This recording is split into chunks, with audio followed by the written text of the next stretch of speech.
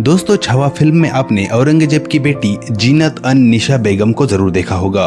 पूरे फिल्म में एक्चुअली उसकी कहानी बिल्कुल भी नहीं दिखाई गई है, लेकिन उसकी कहानी बड़ी ही इंटरेस्टिंग है। तो चलो शॉर्टकट में इस वीडियो में समझ लेते हैं। जीनत उन निशा बेगम ये औरंगजेब की दूसरी बेटी थी, जिसका जन्म 1643 में औरंगाबाद में, जो अभी का छत्रपति संभाजी नगर है, वहाँ पर हुआ था। औरंगजेब एक कट्टर धार्मिक आदमी था, वही उसकी बेटी उसके अपोजिट थी। वो संगीत में और कला में बहुत रुचि रखती थी। कहा जाता है कि जब संभाजी महाराज को औरंगजेब ने धोखे से पकड़ लिया था और औरंगजेब उनको मृत्युदंड देने वाले थे, तो उसका विरोध करने वाली पूरे दरबार में जीनत अन निशा बेगम ये अकेली थी। वह औरंगजेब को हर बार अलग अलग बातें बताकर संभाजी महाराज को बचाने की कोशिश कर रही थी। उसने औरंगजेब को बताया कि संभाजी महाराज को मारने से अच्छा है कि उनसे इस्लाम कबूल करवाओ।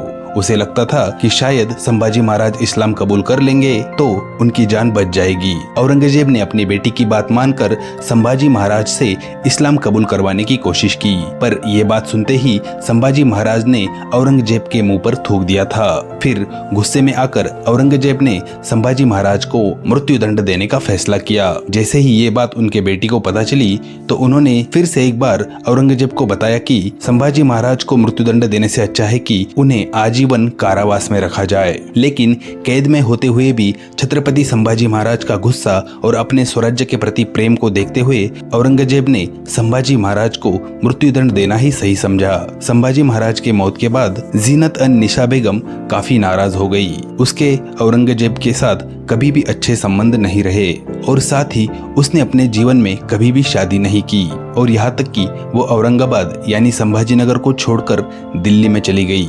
उसने अपना सारा जीवन फिर दिल्ली में ही बिताया और अपने उम्र के 77वें साल में उसने अपनी दिल्ली में ही आखिरी सांस ली।